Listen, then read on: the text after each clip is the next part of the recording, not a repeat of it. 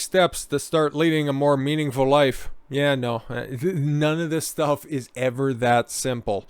And I'm not going to tell you how to live your life, and I'm not going to charge you $100 a month to do it and grow out a big stupid beard in the process. And then, you know what, try to, get my significant other to start whoring around with everybody. What I want to do is always just give you guys the tools free of darn charge, okay? And do with the information what you will. Maybe you can extract something good that comes out of it.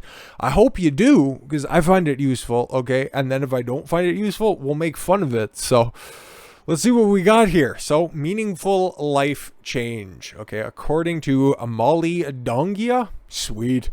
Our journey towards minimalism wasn't caused by one huge eye-opening event that made us evaluate every aspect of our lives. It began when we realized that we'd slowly become too comfortable with the norms of society and how easy it had become to accumulate more stuff, take on more tasks, and spend more money. I like where this is going. Okay, we became attached to the convenience and easily bored. We would turn to spending more money as a way to alleviate that boredom. As a way of entertaining myself, retail therapy became a go-to activity. Hello, aimlessly perusing the home decor aisles of Target. Weird, that sounds like AIDS. We've come a long way from very frugal, minimal ways we established during our first year of marriage. We aren't married. I don't know who this lady is, and marriage is dumb. We paid over $30,000 in student debts in 1 year. Awesome. That's terrific. Society, the daily circumstances have a way of steadily increasing a desire for more, sometimes without us even noticing. Yeah, that's why you need to take a step back and implement these 6 easy steps. Get inspired. Cool. Areas of your life are you most wanting to make a meaningful change? Ask yourself these questions. You know, you might not like the answer, but you know what you need to change. This could be a number of items you own, your stress level, and how you use your time, your health, or your relationships, for example. The first step here is to become inspired. Read blogs. Not too many, though, because sometimes you have to parse out the good information from the bad information. Talk to people you admire and set a vision for how you desire change to look. Make a goal. Yes, actually, I would amend that. Make several goals. Daily goals, weekly goals, monthly goals, bi-monthly goals, and then constantly reassess them to make sure that you're still on the track, okay? After you identify the areas of your life you most want to change, make a goal towards what you want them to look like. For us, we wanted to live a life intentionally. Sorry, not internationally. That would be too much fun. And make more time for the things that we value most. Steps to get here involve being more frugal with our spending, minimize what we own, developing rich relationships with those around us, and daily practice of our faith. It's important to set your own goals and not go after someone else's. Yeah, because if you start comparing yourself to others, you might find yourself wandering down a very, very dark and crazy road.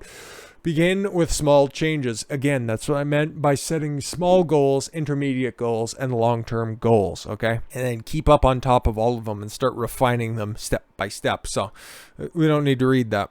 Plan for larger goals. Same reason. Don't need to read that. Find a support system.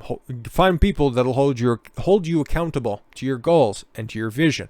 You know what? Not try to burden people. And it's like, I really want to lose weight, but I need you to keep me on the straight and narrow. No, just find somebody who you know is going to be honest with you. Somebody who is going to keep you accountable to the process that you outline for yourself. Okay? Having a friend, spouse, or family member to talk to about the habits and the life changes is a powerful way to stay committed. Change is always easier when you have someone to change with you. No, just if you have a strong enough why, you can accomplish anyhow. Fortunately, Mike and I have entered this minimalist journey together. That's awesome. Made several friends on Instagram. You should be shot. Don't expect perfection. Yep, basically. When making small changes, don't expect perfection. Thanks, tips. Your journey will have dips. Let the benefits from your small changes remind you how you're on this path. Yeah, exactly. Okay. And yeah, like I said, we're going to try to cut these short because I was aiming for under 10 minutes for all of these videos throughout the week. And I know I failed a couple of times, but I'm kind of not really braggadocious, but very, very verbose speaker. When I find something I want to talk about, I'll just, explore that path until we hit a brick wall and then just have to, go back to the article. But we're going to go ahead and try to cut this short-ish. But with all of the different resolutions, okay, with a bunch of goals that people have for 2022, okay, you're heading into the weekend, you might be tempted with a bunch of different things that you would normally fall away from, okay? It might be bad eating habits, it might be bad uses of your time, okay? You start to uselessly use your downtime to not really accomplish anything, okay? Like if you want to make 2022 the year where you start to make some profound life changes, that you start to, put more time into your side hustle, try to make your side hustle your actual hustle, okay? You start to do things like that, but then, you know what, hey, the first real opportunity where you're just trying to be very, very on top of things, but then after a little while, you just find yourself just,